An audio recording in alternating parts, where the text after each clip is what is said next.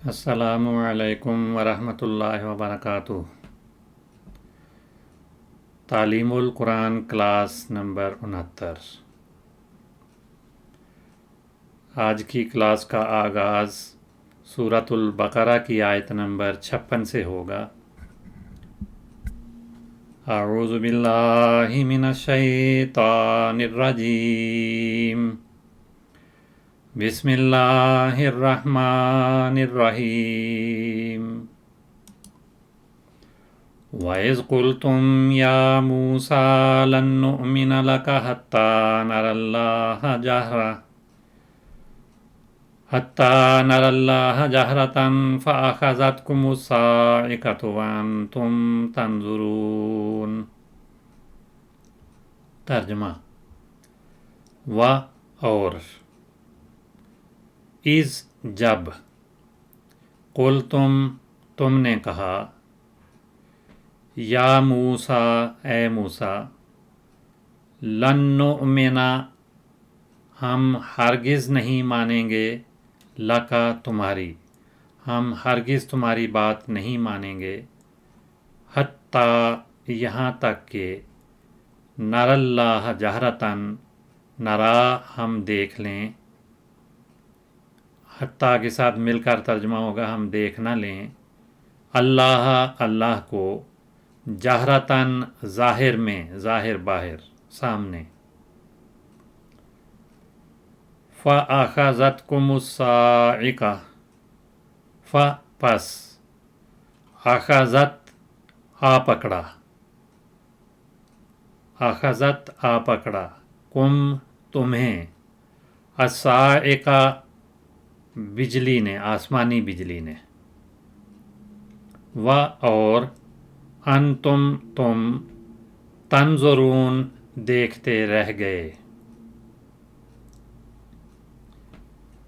وَإِذْ قُلْتُمْ اور جب تم نے کہا، یا موسیٰ اے موسیٰ، لن نؤمن لک ہم ہرگز تمہاری نہیں مانیں گے، حتیٰ یہاں تک کہ نر اللہ جہرتاً ہم اللہ کو ظاہر باہر دیکھ نہ لیں، فَأَخَذَتْكُمْ پس تمہیں آ پکڑا، الصَّاعِقَةُ آسمانی بجلی نے، فَأَخَذَتْكُمُ الصَّاعِقَةُ پس تمہیں آسمانی بجلی نے آ پکڑا، اور انتم تم، تنظرون دیکھ رہے تھے یا دیکھتے رہ گئے۔ تفصیل: یہ حرف عاطف ہے، اس کے معنی ہیں اور حروف عاطفہ کے بارے میں ہم پہلے سیکھ چکے ہیں کہ ان کا مقصد دو کلمات کو، دو جملوں کو یا دو مضامین کو اکٹھا کرنا ہوتا ہے۔ وہ اکٹھے ایک وقت میں بھی ہو سکتے ہیں، کچھ ایک پہلے اور ایک بعد میں بھی ہو سکتا ہے، تو اس طرح سے مختلف مفاہیم کو ادا کرتے ہوئے یہ چند حروف عاطفہ ہیں جو استعمال ہوتے ہیں، اور واو بھی ان میں سے ایک ہے، اسے ہم حرف عاطف کہتے ہیں۔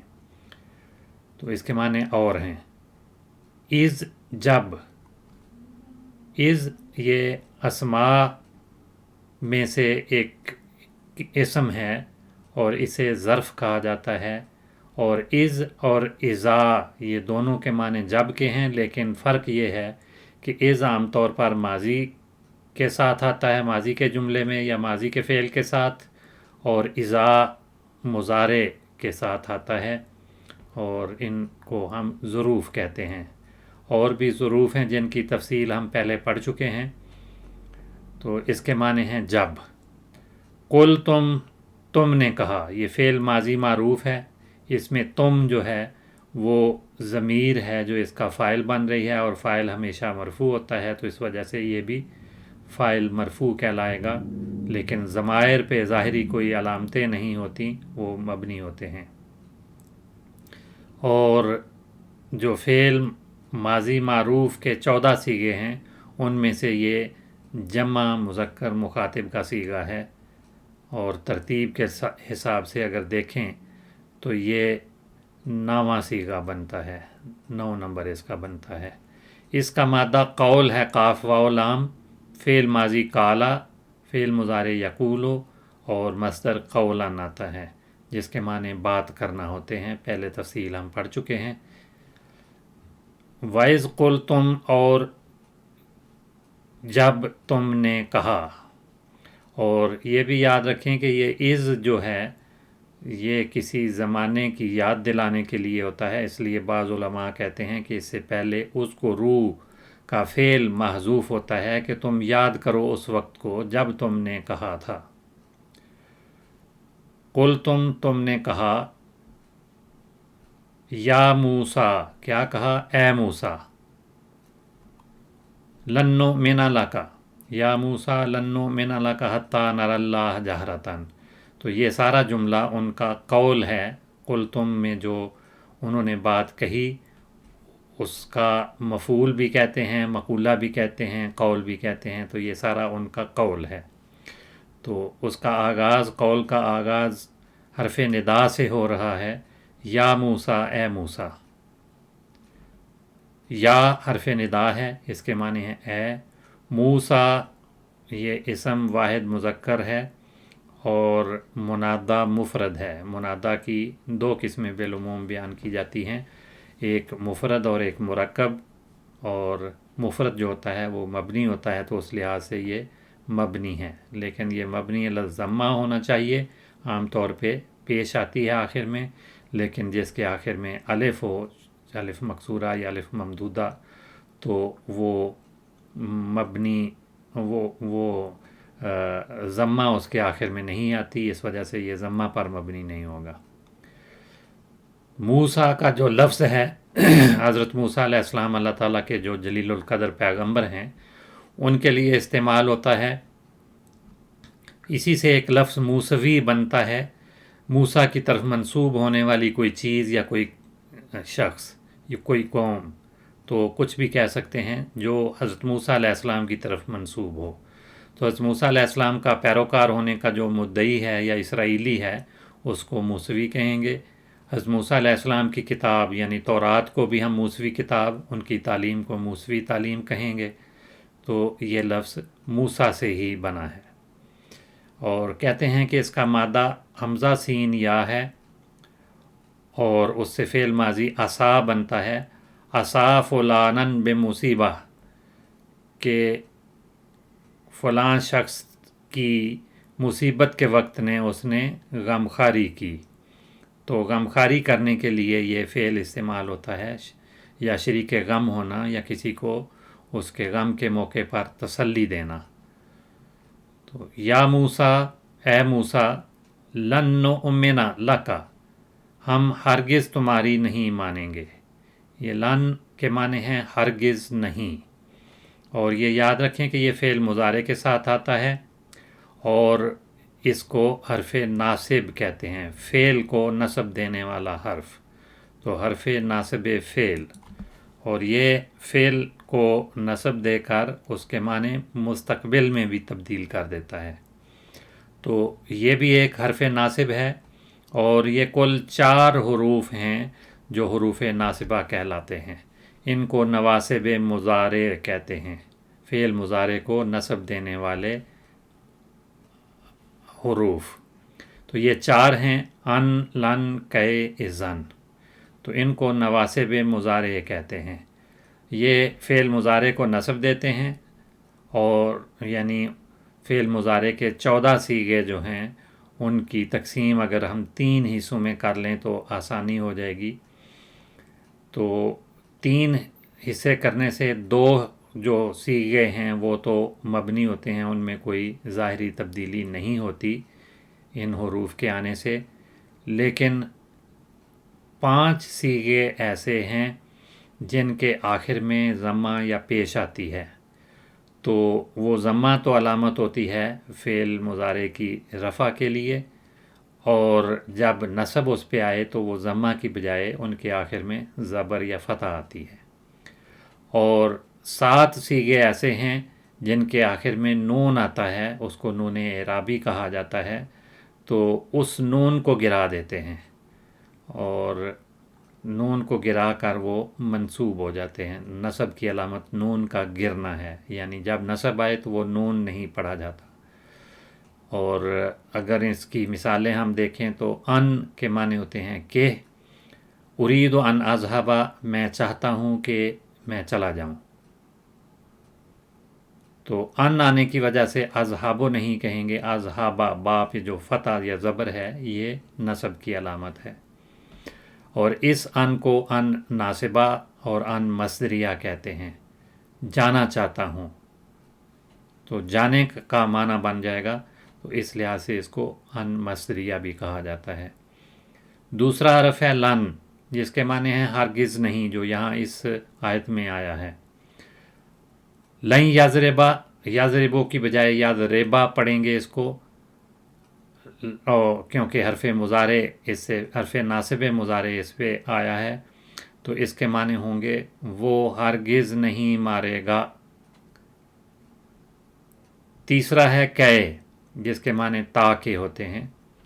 ادرس النحو، میں نحو کو پڑھتا ہوں، سیکھتا ہوں، کہ افہم القرآن، تاکہ میں قرآن کو سیکھ سکوں۔ افہم فعل ہے جمع متکلم، واحد متکلم کا صیغہ، میں سیکھتا ہوں، سمجھتا ہوں، تو کہ افہم، تاکہ میں سمجھ لوں، تو تاکہ کہ کا ترجمہ ہوتا ہے۔ چوتھا حرف ہے اذن، اذن کے معنی ہیں تب، اور اس کی مثال ہے اسلم، تو فرما برداری اختیار کر، اذن تنجوا، تب تو کامیاب ہو جائے گا، اس صورت میں تو کامیاب ہو جائے گا۔ تو یہ چار حروف ہیں ان، لن، کہ، اذن، یہ فعل مضارع کو نصب دیتے ہیں، یعنی جس فعل پر یہ داخل ہوں اس میں آخر میں اگر فعل مضارع کے آخری حرف جو اصلی حروف میں سے ہیں ان میں اگر ضمہ ہو، پیش ہو، تو اس کو گرا کر اس کی جگہ پہ فتح دیتے ہیں، زبر دیتے ہیں جو نصب کی علامت ہے، اور جن صیغوں میں آخر میں نون اعرابی ہے تو ان میں سے اس نون کو یہ گرا دیتے ہیں۔ جیسے نؤمنا، اس میں نؤمنو، اس آخر میں پیش تھی، ضمہ تھی، لیکن لن لگنے کی وجہ سے لن نؤمنا، اس میں نون پر زبر یا فتح آ گئی، اور لن کے معنی ہیں ہرگز نہیں، تو یہاں بھی ہم ہرگز نہیں مانیں گے، لکا تمہاری بات یا تمہیں نہیں مانیں گے۔ تو نؤمنو یا نؤمنا فعل مضارع جمع متکلم کا صیغہ ہے، اور حرف مضارع آنے کی وجہ سے یہ فعل منصوب ہے۔ تو یہ تو ہم پہلے پڑھ چکے ہیں کہ فعل مضارع پہ تین طرح کے اعراب آتے ہیں، اسم پر بھی تین طرح کے آتے ہیں، لیکن ان میں اور فعل کے اعراب میں کچھ فرق ہے۔ اسم کے اعراب رفع، نصب اور جر ہوتے ہیں، جبکہ فعل کے اعراب رفع، نصب اور جزم ہوتے ہیں، یعنی دو کے نام تو ایک جیسے ہیں، تیسرے کے نام میں فرق ہے۔ اسم کے اعراب میں جر آتی ہے، اور وہ اس وقت آتی ہے جب حروف جارہ ان پہ داخل ہوں یا وہ اسماء مضاف الیہ بنے۔ وہ تفصیلات ہم کئی دفعہ پہلے پڑھ چکے ہیں، آئندہ بھی دہرائی ہوتی رہے گی، لیکن فعل کے اعراب میں رفع، نصب اور جر آتے ہیں، اور جیسے یہ چار حروف ہیں جو فعل مضارع کو، فعل ماضی مبنی ہوتا ہے، فعل امر بھی مبنی کہا جاتا ہے، ان پہ تو ان حروف کا کوئی عمل نہیں ہوتا، لیکن فعل مضارع جو ہے وہ معرب ہوتا ہے، اور اس میں سے بھی دو صیغے مبنی ہوتے ہیں، باقی جو 12 صیغے ہیں وہ معرب ہوتے ہیں، اور ان میں دو طرح کی تبدیلیاں ہوتی ہیں۔ آخر میں اگر حرکت ہو تو وہ حرکت گرا کر اس کی جگہ پہ زبر دیتے ہیں، اور نون اعرابی اگر آخر میں آئے تو اس نون کو گرا دیتے ہیں۔ تو لن نؤمنا، اس کے آخر میں ضمہ یا پیش تھی تو اس کی بجائے زبر دی، تو یہ فعل مضارع منصوب ہو گیا۔ ہم ہرگز نہیں مانیں گے، لن نؤمنا، ہم ہرگز نہیں مانیں گے، یہ جمع متکلم کا صیغہ ہے، اور اس کا مادہ حمزہ میم نون ہے، اور اس سے باب افعال کا صیغہ آمنا یؤمن ایمانن بنتے ہیں۔ آمنا بہی کے معنی ہوتے ہیں کسی پر یقین کر لینا، اس کی تصدیق کرنا، یا ایمان لانا یا مان لینا، اور اس کے ساتھ بے کا صلہ بھی آتا ہے، آمنت باللہ یؤمنون بالغیب، اور لام کا صلہ بھی آتا ہے۔ دونوں کے معنی ایک جیسے بھی ہوتے ہیں اور بعض جگہوں پہ کچھ مختلف معنی بھی آتے ہیں۔ تو لن نؤمن لک، ہم ہرگز تیری بات یا تمہاری بات نہیں مانیں گے۔ تو لکا یہ دو کلمات ہیں، ایک حرف ہے حرف جار لا لام، اور دوسرا کا ہے جو ضمیر ہے واحد مخاطب کے لیے، تو ضمیر واحد مخاطب مذکر کا صیغہ ہے، اور لام حرف جار کی وجہ سے یہ مجرور ہے۔ لن نؤمن لک، ہم تمہیں ہرگز نہیں مانیں گے یا تمہاری ہرگز نہیں مانیں گے، تمہاری بات نہیں مانیں گے، حتیٰ یہاں تک کہ، اس کا ترجمہ ہے یہاں تک کہ، یہ حروف جارہ میں سے ہے، حرف جار ہے، اور اس کے کئی معنی آتے ہیں، تک کے معنی بھی ہیں، تا کے بھی اس کے معنی ہوتے ہیں، یہاں تک کے بھی ترجمہ کیا جاتا ہے، جیسے یہ آیت میں ہے، نیز کا ترجمہ بھی ہے اور بھی کا ترجمہ بھی کیا جاتا ہے۔ تو یہ جو حرف جار ہے یا حرف جر ہے، انتہائے غایت کے لیے آتا ہے، یعنی کسی بات کے مکمل ہونے کے لیے، آخر تک پہنچنے کے لیے، جیسے سلام ہی حتیٰ مطلع الفجر، کہ سلامتی نازل ہوتی رہے گی یہاں تک کہ فجر طلوع ہو جائے، فجر کے طلوع ہونے تک، تو اس کا انتہا، اس کی غایت کیا ہے؟ فجر کا طلوع ہونا۔ دوسرا یہ عاطفہ بھی استعمال ہوتا ہے، اور اس میں بھی یہ غایت کا مفہوم دیتا ہے، جیسے قادم الحجاج حتی المشاۃ، کہ جو حجاج ہیں، حاجی ہیں، وہ چلتے ہوئے آئے، چلتے ہوئے پہنچے، تو پہنچنے کے لیے یہ آیا ہے۔ اور تیسرے معنی اس کے ابتدا کے بھی ہوتے ہیں، بعض جگہوں پہ ابتدا والا مفہوم بھی یہ دیتا ہے، اور اس کے بعد جو کلام آئے وہ ایک نیا کلام، الگ مضمون کا کلام ہوتا ہے، جسے کلام مستانف کہتے ہیں، جیسے شاعر کا قول ہے فواجبا حتیٰ کلیب تصبنی۔ تو بڑی عجیب بات ہے کہ جو ایک کتیا ہے وہ بھی مجھے گالیاں دے رہی ہے، تو گالیاں دینے کے ابتدا کے لیے حتیٰ کا حرف یہاں پر استعمال ہوا ہے۔ اور کہے کے معنوں میں بھی آتا ہے، جو حروف ناصبہ ہیں، اور اس صورت میں فعل مضارع کو نصب بھی دی جاتی ہے، تو یہ بمعنی کہے آتا ہے، جبکہ مضارع مستقبل سے پہلے واقع ہو، جیسے قرآن مجید میں آیا ہے وَلَا يَزَالُونَ يُقَاتِلُونَ حَتَّى يَرُدُّوكُمْ عَنْ دِينِكُمْ إِنِ اسْتَطَاعُوا۔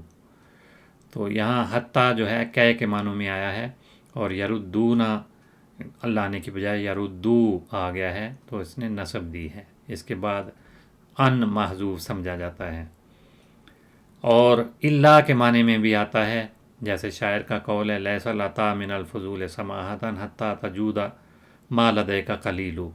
تو یہاں حتیٰ جو ہے اللہ کے معنوں میں، سوائے اس کے کہ تو اس کو سخاوت کر دے جو تھوڑا بہت تیرے پاس موجود ہے۔ حتیٰ نر اللہ جہرتاً، ان کا قول چل رہا ہے ابھی، حتیٰ کے بعد نرا واقع ہوا ہے، اور اس کے معنی ہم دیکھ نہ لیں، یعنی اس سے پہلے لا بھی محذوف سمجھا جاتا ہے حتیٰ کے بعد، تو اس کا ترجمہ اردو میں کیا گیا ہے۔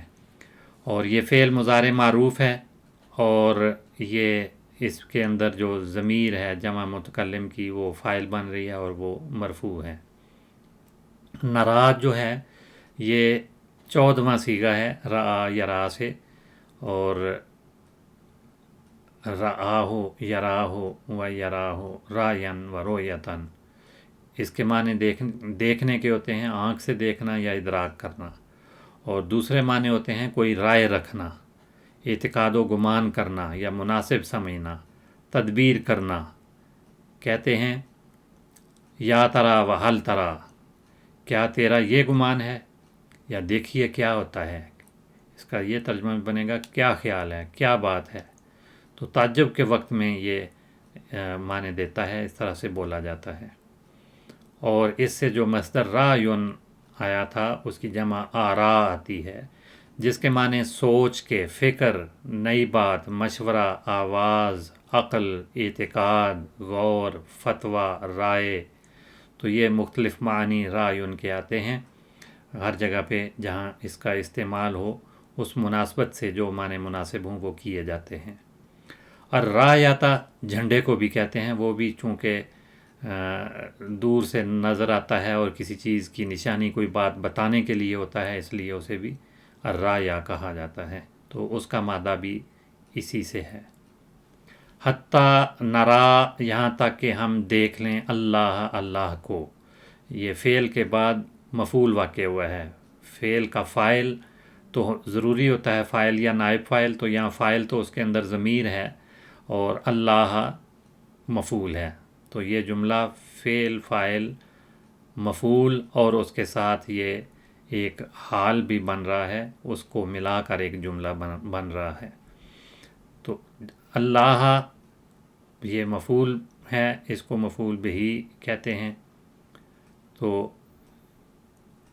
اس کو بھی اور جہرتاً کو بھی مفعول کہا گیا ہے، مفعول ثانی اس کو کہا گیا ہے، یا حال بھی اس کو بعض کہتے ہیں۔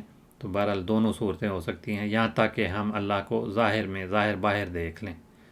تو مفعول اول اس کو قرار دے سکتے ہیں، اس کو مفعول ثانی، یا یہ مفعول ہے اور یہ حال ہے اس حالت میں کہ وہ سامنے ہو۔ تو جو اسم کسی فعل کی، کسی شخص کی یا کسی چیز کی حالت کو ظاہر کرے اسے حال کہا جاتا ہے، اور وہ بھی منصوب ہوتا ہے، مفعول بھی منصوب ہوتا ہے۔ تو جو منصوبات ہیں ان کی تفصیل ہم کسی وقت تفصیل سے سیکھیں گے، لیکن یہاں اتنا میں عرض کروں کہ یہ حال بھی بن سکتا ہے اور مفعول بھی بن سکتا ہے۔ اسے اگر مفعول بنائیں گے تو اللہ پہلا مفعول اور یہ دوسرا مفعول ہے، اور مفاعیل جتنے بھی ہوتے ہیں وہ منصوب ہوتے ہیں۔ مفاعیل کی بھی کئی قسمیں ہیں، تو وہ بھی تفصیل ہم انشاءاللہ دیکھیں گے۔ جہرتاً کا لفظ جو ہے اس کا مادہ جیم ہا را، 3 حروف ہیں، اور جہرا فعل آتا ہے، جہرا بہی، بے کا صلہ بھی اس کے ساتھ آتا ہے۔ یجہر فعل مضارع ہے، جہرن اس کا مصدر ہے، جہارن بھی مصدر ہے۔ اور جب کہا جائے جہر الکلام یا جہر بالکلام ونحوہ، تو اس کے معنی ہوتے ہیں زور سے بات کرنا، بلند آواز کے ساتھ بولنا، یا کوئی بات ظاہر کرنا، یا اعلان کرنا، یا ببانگ دہل کوئی بات کہنا۔ قرآن مجید میں آیا ہے وَإِن تَجْهَرْ بِالْقَوْلِ فَإِنَّهُ يَعْلَمُ السِّرَّ وَأَخْفَى، کہ اگر تو بات کو بلند آواز سے کہے گا تو یقیناً وہ، یعنی اللہ تعالیٰ کی ذات تو ہر چھپی ہوئی بات کو بھی جانتا ہے، اور جو بہت زیادہ چھپی ہوئی ہے اس کو بھی جانتا ہے۔ اور جب کہا جائے جہر صوتا و بہی، جہر بالصوت، تو اس کے معنی آواز نکالنے کے ہوتے ہیں، اور اس سے اسم جب بناتے ہیں تو کہا جاتا ہے ہوا جہیرن، یا ہوا جہیر الصوت، وہ بڑی بلند آواز والا ہے۔ اسی سے جہرتاً کا لفظ آیا ہے، جس کے معنی ظاہر یا ظاہری طور پر یا اعلانیہ کے ہوتے ہیں۔ حتیٰ نر اللہ جہرتاً، یہاں تک کہ ہم اللہ کو ظاہر باہر نہ دیکھ لیں۔ فَأَخَذَتْكُمُ الصَّاعِقَةُ، یہ بھی حروف عاطفہ میں سے ہے، جس کے معنی ہے پس۔ فَأَخَذَت، پکڑ لیا، یہ فعل ماضی ہے، فعل ماضی معروف، اور واحد مؤنث غائب کا صیغہ ہے۔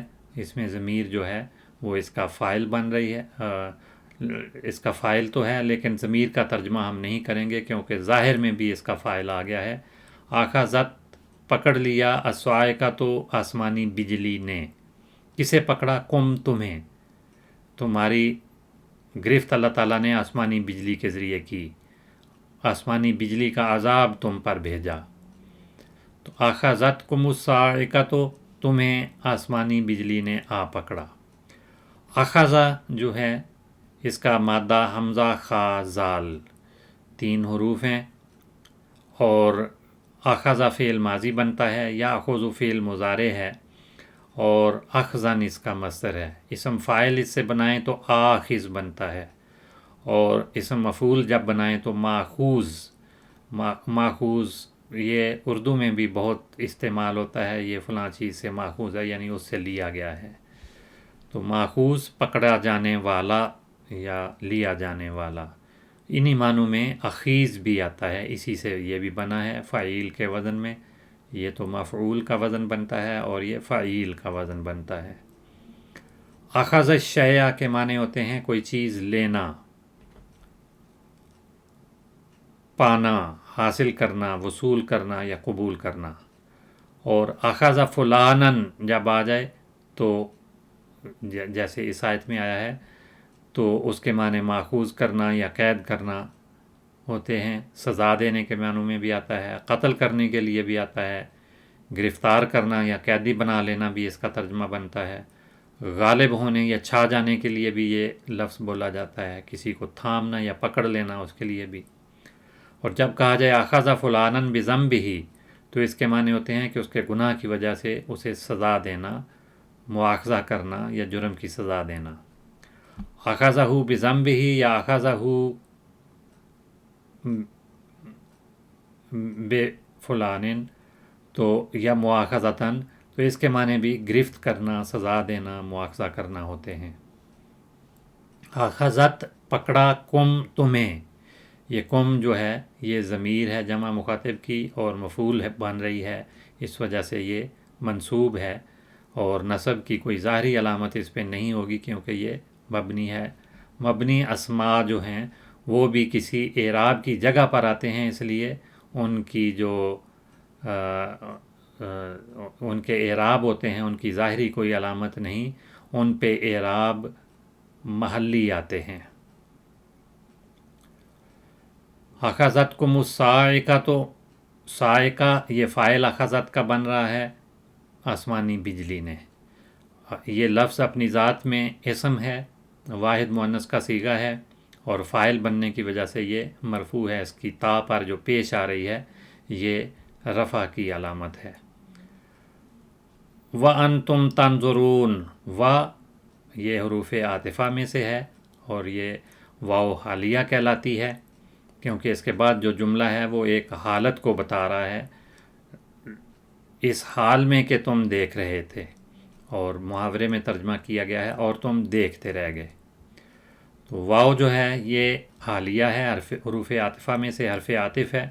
انتم یہ ضمیر ہے اور الگ سے استعمال ہونے والی ہے، کسی اور کے ساتھ جڑ کے اس کا آنا ضروری نہیں ہوتا، اور جمع مذکر مخاطب کا صیغہ ہے، اور انتم تنظرون ایک جملہ ہے، اس میں یہ مبتدا کی جگہ پر ہے، اور مبتدا بھی مرفوع ہوتا ہے لیکن مبنی ہونے کی وجہ سے اس پہ ظاہری کوئی علامت نہیں ہوگی۔ وَأَنْتُمْ تَنْظُرُونَ، تنظرون فعل مضارع ہے، تم دیکھتے رہ گئے، اس کے اندر بھی ضمیر موجود ہے جس کا مرجع انتم ہے، تم دیکھتے رہ گئے، لیکن عام طور پہ اس کے ترجمے کی ضرورت نہیں ہوتی، انتم اس سے پہلے آ چکا ہے۔ اور یہ فعل مضارع معروف ہے اور جمع مذکر مخاطب کا صیغہ ہے اور فاعل بن رہی ہے، اس وجہ سے یہ مرفوع ہے۔ اس کا مادہ نون ضا را ہے، ناظارہ۔ ناظارہ شیء براہ راست بھی اس کا مفعول آ جاتا ہے، اور الہ کے صلے کے ساتھ بھی ناظارہ الی الشیء، کسی چیز کی طرف دیکھنا، ظاہری یا قدرتی نظر سے اس کو دیکھنا۔ ناظرہ للشیء لام کا صلہ بھی آتا ہے، اور فعل مضارع ینظر آتا ہے، مصدر ناظرن، ناظرن اور ناظرن دونوں مصدر آتے ہیں۔ کوئی چیز ظاہر اور قدرتی طور پر دیکھنا اس کا ترجمہ ہوتا ہے۔ وَأَنْتُمْ تَنْظُرُونَ، اس حال میں کہ تم دیکھ رہے تھے۔ نظر فلانن وشیئن انتظار کرنے کے معنوں میں بھی آتا ہے، جیسے نظر تو فلانن حتی ظہر تک میں اس کا انتظار کرتا رہا، متوقع اور منتظر رہنا اس کے لیے بھی नज़रतन भी मस्दर है, एक निगाह या लम्हा इसके माने हैं। फ़ी है नज़रतन, इसमें बुराई और कबाहत है या नक्स या ऐब है। असाबत हो नज़रा, उसे नज़र लग गई, इसके लिए भी बोला जाता है। और नज़रहू बेआइन नज़रा, उसे शफ़क़त की नज़र से देखा, इस मानों में भी। मंज़र भी इसी से है, और जिसकी जमा मनाजिर आता है, निगाह को पसंद आने वाली सूरत या जगह या नक्शा, काबिल दीद शय या मंज़र या नज़ारा। सीन शक्ल व सूरत को भी कहा जाता है। निगाह निगरान चौकी को भी मंज़र कहा जाता है, यानी निगरानी करने की जगह, वो जगह जहाँ से निगाह रखी जाए। इसी से नज़रिया का लफ्ज़ भी है, और नज़ीर का लफ्ज़ भी इसी से है, जो मुख्तलिफ़ मानी देते हैं। आज की क्लास का वक्त इसी पे ख़त्म हो रहा है, इसलिए अब इजाज़त। अस्सलामु अलैकुम वरहमतुल्लाहि वबरकातुहू।